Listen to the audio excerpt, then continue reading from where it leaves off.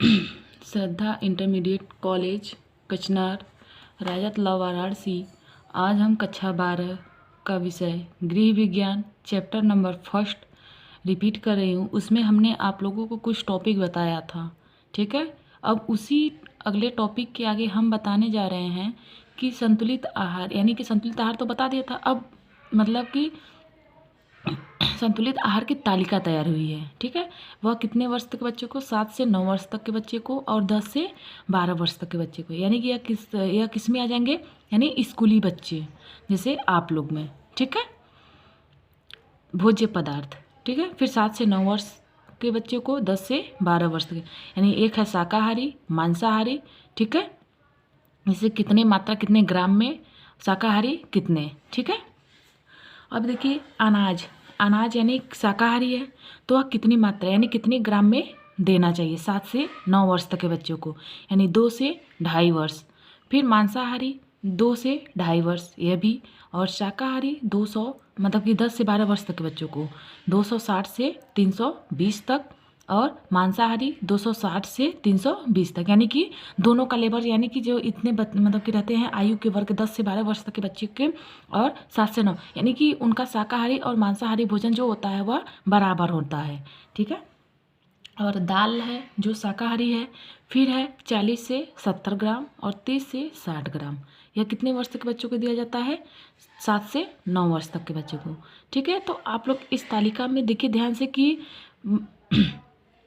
शाकाहारी की मात्रा बच्चों को कम दी जाती है और इसमें मांसाहारी की बच्चों की अधिक, यानी कि मतलब कि दोनों का लेवल क्या होता है? बच्चों को अधिक मतलब कि ज़्यादा दिया जाता है, ठीक है। दोनों का लेवल क्या होता है? बराबर सेम होता है। देखिए इसमें आप लोगों को दिखाई दे रहा है कि मतलब कि सबकी मात्रा, यानी कि देखिए शाकाहारी कितने मात्रा में मांस, मछली, अंडा देना चाहिए, इसमें देखिए शाकाहारी में नहीं देना चाहिए, ठीक है।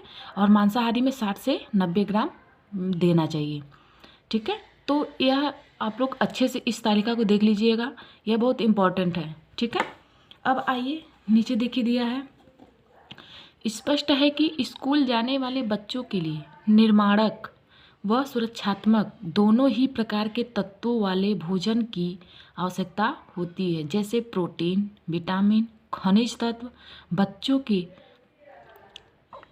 संपर्क में आते हैं। रोग प्रतिरक्षा क्षमता की वृद्धि के लिए फल, सब्जी व दूध आदि अधिक देना चाहिए।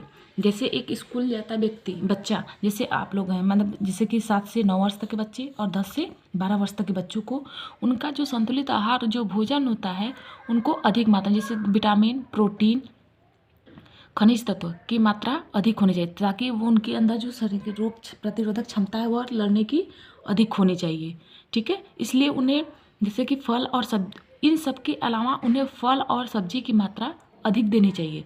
क्यों? क्योंकि वह मतलब कि बच्चे को अधिक देने से उनकी जो कार्य क्षमता, जो कार्य करने की क्षमता होती है वह क्या होती है? अधिक हो जाती है, वह बढ़ती रहती है, ठीक है। फिर देखिए इसी के आगे हमारा अगला टॉपिक क्या है? सुपोषण संबंधी ध्यान देने योग्य बातें।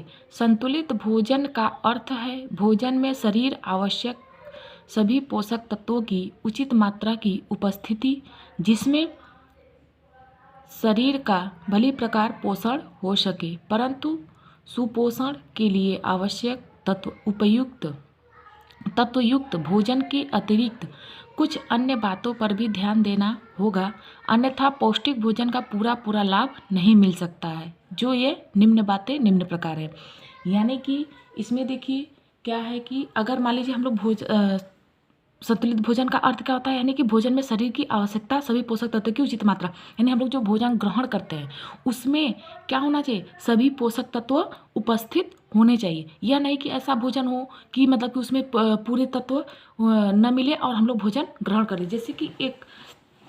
जैसे कि हमने बताया आप लोगों को कि अगर भोजन हम लोग ग्रहण कर रहे हैं तो उसमें सभी पोषक तत्व उपस्थित होने चाहिए। जैसे कि बच्चे की अगर हम लोग भोजन ग्रहण करते हैं तो देखते हैं हम लोग फल, सब्जी आदि, अगर हमको पता है कि इसमें कौन कौन से पोषक तत्व मिले हैं, ठीक है, तो उसी के आधार पे हम लोग क्या करते हैं? भोजन को ग्रहण करते हैं, ठीक है। तो और उसमें हमें यह पता होता है कि कौन कौन से उसमें पोषक तत्व सम्मिलित हैं। ठीक है, फिर देखिए पोषक तत्वों की उपस्थिति, यानी कि पोषक तत्व जब उपस्थित रहेंगे तो पहला इसमें दिया है पोषक तत्वों की उपस्थिति, यानी कि जो हम लोग भोजन ग्रहण करते हैं उसमें सभी पोषक तत्व क्या हो, उपस्थित हो। यानी कि जैसे हम लोग फल सब्जी तो उसमें सभी पोषक तत्व मिले रहते हैं। ठीक है, फिर है सुपाच्य भोजन। भोजन ऐसा होना चाहिए जो हम उसे आसानी से और अच्छे तरीके से पचा सकें। ठीक है, शुद्ध व ताज़ा भोजन, यानी कि हम लोगों को शुद्ध और ताज़ा भोजन ग्रहण करना कि बासी भोजन ग्रहण करना चाहिए। भोजन पकाने की उचित विधि, यानी भोजन जो हम लोग पकाते हैं उसे हल्की आंच और धीमी आंच पे पकाते हैं और उसमें ज़्यादा तेल युक्त तेल मसाले का प्रयोग कम करना चाहिए। ठीक है, तो जैसे कि अभी हमने आप लोगों को बताया है कि भोजन की उचित मात्रा, यानी कि भोजन को हम लोग को ऐसे पकाना चाहिए कि उसमें सभी मतलब कि भिन्नता से पकाते हैं ताकि उसमें जो सभी उसके पोषक तत्व वह नष्ट ना हो। भोजन की भिन्नता, यानी भोजन भी हम लोग क्या करते हैं, अलग अलग तरीके से बनाते हैं। अधिक मिर्च मसाले, यानी कि अधिक मिर्च मसाले का प्रयोग नहीं करना चाहिए। दोषपूर्ण भोजन, यानी दोषपूर्ण जो बासी भोजन हो वो क्या होता है, दोषपूर्ण भोजन होता है। फिर है अगला है निश्चित समय पर भोजन करना, यानी कि समय समय पर भोजन को ग्रहण करना चाहिए। फिर है रात्रि का भोजन। रात्रि का भोजन भी समय से ग्रहण करना चाहिए। फिर प्रातः काल का भोजन, यानी कि हम लोगों को जो सुबह का भोजन होता है वह सुबह अच्छे तरीके से कर लेना चाहिए। रुचिपूर्ण भोजन ऐसा हो कि जो हमें ग्रहण करने में उसमें रुचि हो, यानी कि हम लोग भोजन ग्रहण करते हैं तो देखते हैं कि अरे कैसा है भोजन, कैसा नहीं है।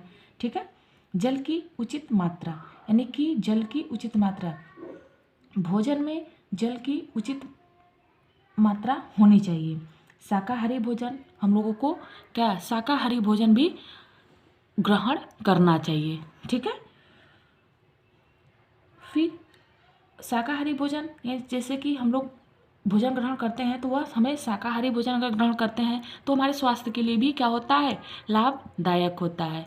ठीक है, तो आज का टॉपिक हमारा केवल इतना ही है, फिर अगला टॉपिक हम अगले दिन। ठीक है।